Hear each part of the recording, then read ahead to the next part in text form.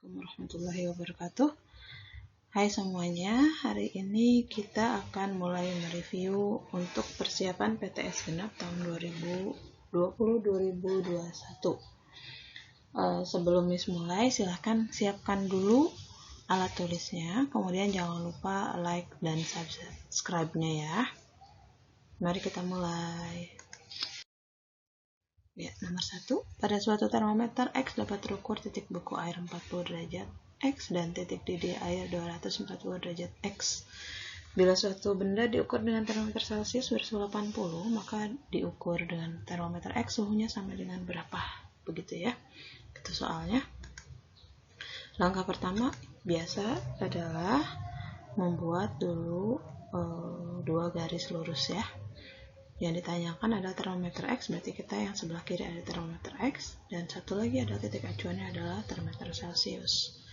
Dan di mana termometer Celcius itu suhu titik didihnya adalah 100, kemudian titik leburnya adalah 0, titik bekunya 0. Untuk X-nya itu titik bekunya ternyata 40, kemudian titik didihnya adalah 240. Yang ditanya adalah ininya ya. Ketika dia 80 derajat Celcius, X-nya itu berapa gitu. Ya. Kita gunakan rumusnya adalah tengah kurang bawah per atas kurang bawah. Miss tulis tengah kurang bawah per atas kurang bawah gitu. Nah, untuk yang X-nya tengahnya adalah X minus 40 per 240 kurang 40 sama dengan 80 kurang 0 per 100 kurang 0. X min 40 per 200 sama dengan 80 per 100. Maka X min 40 sama dengan 80 per 100 dikali dengan 200. Ini kita coret ya. Sehingga akan kita dapatkan bahwa X min 40 sama dengan 160. Jadi X-nya adalah 200 derajat X. Begitu ya. Kita lanjut ke soal nomor 2. Nah, ini jika ada titik beku airnya itu di Fahrenheit adalah 32. Berarti ini kan ada termometer termometer X dan termometer Fahrenheit. X-nya yang ditanya ya, karena di sini ditanya, maka ketika air mendidih temperatur X menunjukkan angka X-nya yang kita cari. Berarti itu adalah X, kemudian ini adalah Fahrenheit-nya. Nah, X-nya kita nggak tahu di sini berapa. Terus titik bekunya adalah minus 10.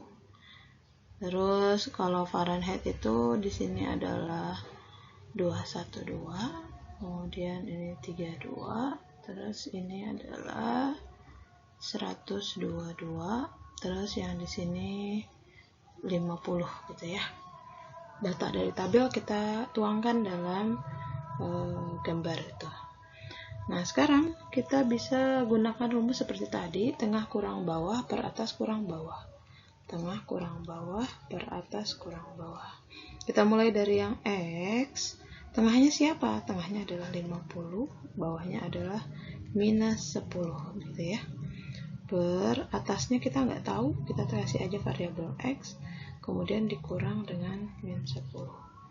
Sama dengan tengahnya adalah 122 dikurangi dengan 32 per 212 dikurangi dengan 32 gitu ya. 50 ditambah 10 karena min ketemu min jadi plus, jadi 50 tambah 10 adalah 60. Ini X plus 10 gitu ya. Kemudian 122 dikurangi dengan 32 berapa? 122 sebentar. 22 dikurang dengan 32 yaitu 90 per 212 kurang 32 adalah 180 gitu. Dimana ini bisa kita sederhanakan menjadi 1/2 ya. Jadi kalau kita sekali silang, maka ini ke sini, ini ke sini, maka hasilnya adalah X plus 10 sama dengan 60 kali 2 yaitu 120. Sehingga X-nya adalah 110 derajat X gitu ya. Nah, ini dia. Untuk menaikkan suhu 200 gram dari suhu 20 menjadi 80, berarti itu kita sudah ketahui di mana perubahan suhunya adalah 80 dikurang 20 yaitu 60, dan dibutuhkan kalornya, ternyata kalornya adalah 12.200 gitu. Terus untuk perubahan suhu yang kedua, ini anggap saja 1, ini pun 1, ini delta T2, berarti 70 dikurangi dengan 40, di mana dia adalah 30 derajat, dibutuhkan Q2 nya berapa gitu. Nah, untuk Q itu sama dengan MC delta T gitu ya. Sehingga kalau kita lihat di sini datanya adalah hanya delta T dan Q, sehingga kita bisa tarik kesimpulan bahwa Q itu akan sebanding dengan perubahan suhunya. Nah, ini kan yang ditanya Q2 nya, maka kita letakkan Q2 nya di atas, kita bandingkan dengan Q1 ini. Q2 per Q1 berarti delta T2 pastinya, karena Q nya Q2, delta T nya pasti delta T2. Sini dengan delta T1. Sehingga kalau kita mau mencari Q2 adalah delta T2 per delta T1 itu dikali dengan Q1 gitu ya. Delta T2 nya berapa? Tadi 30 per delta T1 nya 60 dikali dengan 12.200. Ini bisa kita sederhanakan jadi 1/2. Oke, setengah dari 12.200 yaitu 6.100 Joule. Jadi Q2-nya adalah 6.100 Joule. Paham ya? Paham insyaallah. Oke. Kita lanjut. Sebutkan faktor yang mempengaruhi kalor yang diperlukan untuk menaikkan suhu benda. Nah, ini kita bisa tulis di sini bahwa Q itu tadi rumusnya apa? Q MC delta T, di mana M-nya adalah massa bendanya, C-nya adalah kalor jenisnya, delta T adalah perubahan suhu. Jadi dari tiga komponen ini kita bisa tuliskan, pertama adalah massa benda, jadi faktornya itu adalah massa benda, kemudian jenis bendanya atau kalor jenis ya, jenis atau kalor jenis benda, kemudian satu lagi apa?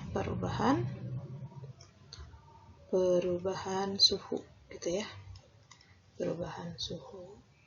Kita lanjut ya. Nah, ini dia. Zat padat A dan B bermassa sama, berada pada titik leburnya. Untuk meleburkan zat A membutuhkan kalor 1.500 Joule. Untuk meleburkan zat B membutuhkan kalor 3.500 Joule. Perbandingan kalor leburnya. Nah, kalian perlu ingat bahwa untuk zat ketika dia melebur, rumusnya adalah Q sama dengan M dikali L gitu ya. Nah, artinya di sini kan masanya katanya sama, berarti kita bisa simpulkan bahwa Q itu, kalor itu sebanding dengan kalor leburnya gitu ya. Nah, yang diketahui di situ di soal adalah untuk Q yang A itu 1.500 Joule, sementara Q-B-nya adalah 3.500 Joule. Nah, yang ditanya adalah perbandingan kalor lebur B dan A. Ingat, yang ditanya adalah B dan A, B banding A. Berarti kita tulis di sini LB kita bandingkan dengan LA, ini yang ditanyakan ya. Nah, karena tadi Q ini sebanding dengan L, maka kalau kita mau mencari jawaban untuk LB banding LA adalah di sini tinggal Q-nya, karena dia sebanding berarti L-nya LB, Q-nya adalah QB gitu ya. Ini adalah QA-nya. Nah, tinggal masukkan angkanya. QB-nya tadi 3.500, QA-nya adalah 1.500. Nah, ini coret nih, gitu. 35 sama 15 sama-sama kita bagi 5. Hasilnya adalah 7 banding 3. Jadi, LB banding LA hasilnya adalah 7 banding 3. Paham ya? Paham insyaallah. Nah, ini di sini diberikan grafik hubungan kalor Q terhadap perubahan suhu. Berdasarkan grafik di samping maka dapat disimpulkan, ya, kita hitung dulu untuk yang A. Nah, ini kan adanya Q dengan delta T, berarti kita harus mencari besarnya kalor jenisnya ya, dimana rumusnya adalah Q sama dengan C besar kali delta T gitu. Q-nya ada, delta T-nya ada, berarti kita tinggal C-nya atau kapasitas kalornya adalah Q dibagi dengan delta T gitu. Nah, sekarang kita cari dulu untuk yang kapasitas kalor A. Kapasitas kalor A berarti QA per delta TA. Berapa QA-nya? QA-nya kita lihat di sini. Sebentar, Miss ganti warna dulu. QA-nya misalnya ini 1, ini 2 gitu ya. Terus ini juga 1, ini 2, ini 3. Untuk yang D-nya sekalian kita masukkan angkanya 1, 2, 3, 4, ini 1, ini 2 gitu. Nah, sekarang kita lihat untuk QA-nya berapa? QA itu berarti dia di titik ini, di pertemuan ini berarti adalah 2 ya. 2. Kita tuliskan di situ. Besarnya adalah 2 per delta T-nya adalah 3. 2 per 3 Joule per Kelvin. Nah, sekarang kita hitung untuk yang D. Yang D berarti QD per delta TD. QD-nya berapa? QD-nya adalah 4 bagi 2. 4 bagi 2 adalah 2 Joule per Kelvin.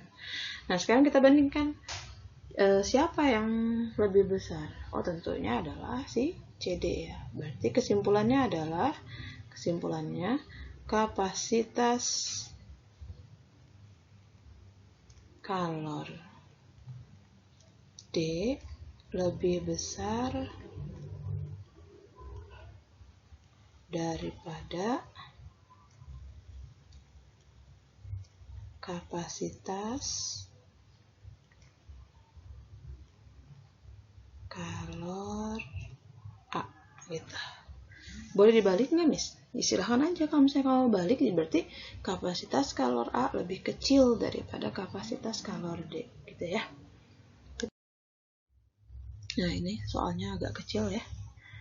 Nah, ada grafik, kemudian masanya adalah 20 gram. Sebentar, misalkan dulu. Masanya adalah 20 gram nih. Jika kalor jenis S, maka nilai Q2 dalam grafik tersebut adalah berapa besarnya gitu ya. Nah, kita cari dulu Q2 itu berarti kita membutuhkan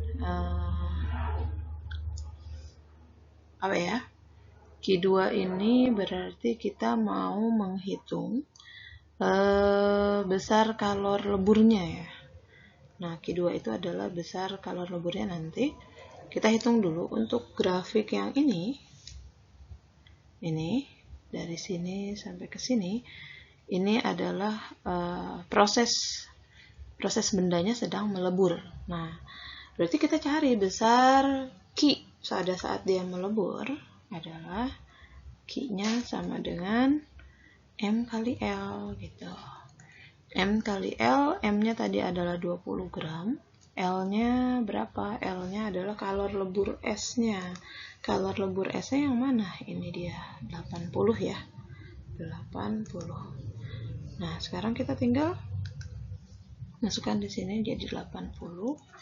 Berarti ini butuhnya 1600 kalori gitu. Nah, gimana cara menghitung Q2-nya?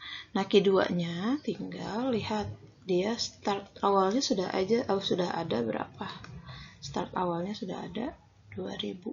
Berarti Q2 itu tinggal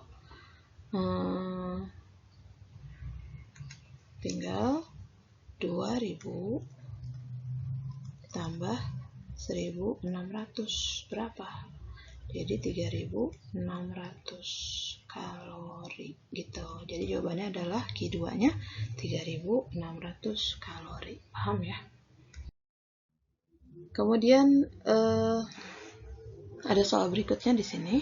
Untuk mengubah 30 gram es bersuhu min 20 menjadi uap bersuhu 120. Nah, ini agak berat ya. Karena kenapa? Ini prosesnya banyak gitu. Banyak. Ini pada saat dia minus 20 sampai ke 0 derajat, kemudian 0 derajatnya nanti dia melebur, terus dia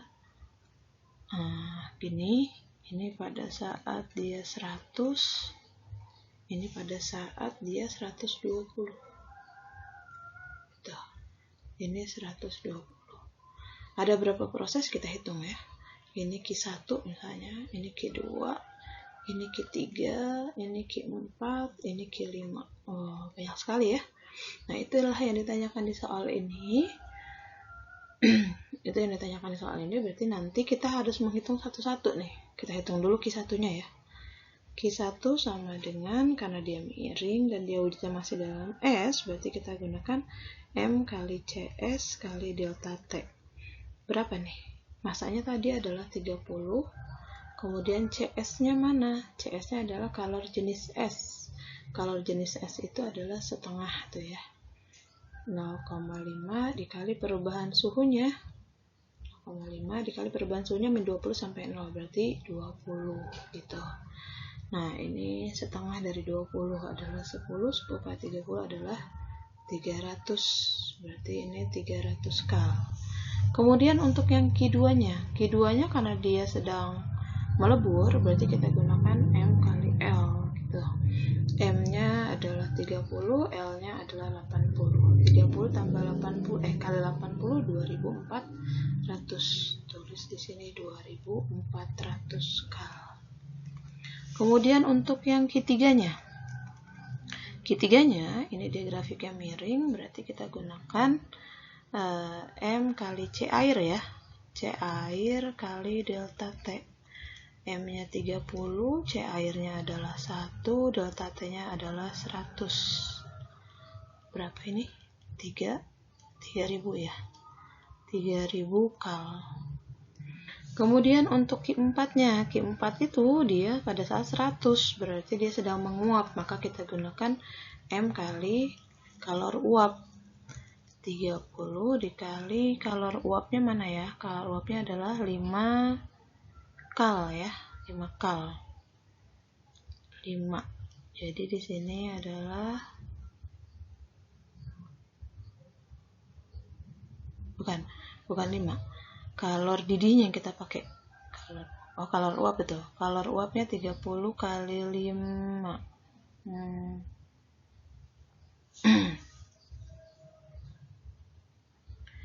Kalor uapnya yang kita hitung berarti 30 kali 5 yaitu 150 gitu.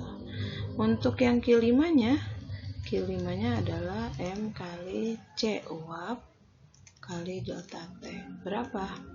30 kali C uapnya 600 dikali delta T-nya dari 100 menjadi 120, berarti kali 20. 3 kali 2, 6, 6 kali 6, 36. Berarti 3000. 36 tambah 0-nya 4. 2, 3, 4 kal. Nah, inilah yang kita jumlahkan ya.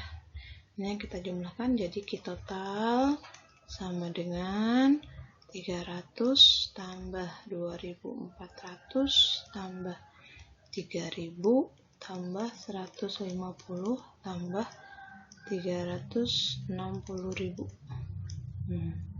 Berapa tuh? 300 ini 2700 tambah ini jadi 5700. 5700 tambah 150, 5950. 950, salah nih, bukan di sini. 5950. Berarti hasilnya adalah 05956. Nah, ini jawabannya. Gitu ya.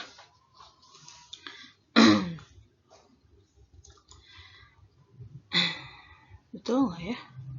2700, 5700. Ya, silahkan sebentar Miss cek dulu ya, takutnya salah ngitung nih. 300 tambah 2400 tambah 3000 tambah 150 tambah 360.000.